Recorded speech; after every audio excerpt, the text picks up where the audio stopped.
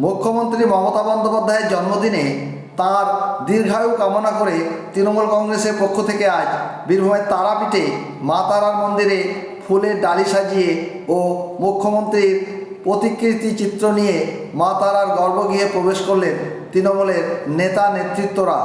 এই পুজো দিতে উপস্থিত ছিলেন আইএনটিটিইউসির বীরভূম জেলা সভাপতি ত্রিদীপ ভট্টাচার্য, রামপুরহাট 2 নম্বর ব্লক তৃণমূল কংগ্রেসের সভাপতি সুকুমার মুখার্জি সহ অন্যান্য নেতা নেতৃত্ববর্গ।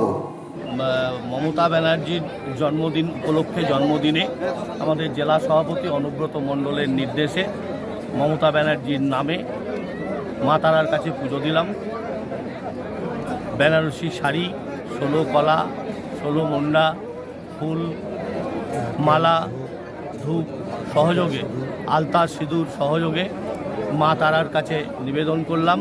মমতা ব্যানার্জির দীর্ঘায়ু কামনা করলাম, নিরোগ শরীর এবং সুস্থ সবল দেহে যেন তিনি দীর্ঘদিন বাংলার সেবা করতে পারেন, আমাদের মধ্যে থাকেন, এই আবেদন নিয়ে, মিনতি নিয়ে মা তারার কাছে পুজো দিলাম। আমাদের জেলা সভাপতি অনুব্রত মণ্ডলের নির্দেশে আমাদের এখানকার ব্লক সভাপতি সুকুমার মুখার্জিকে সঙ্গে নিয়ে আমরা মা তারার কাছে পুজো দিলাম।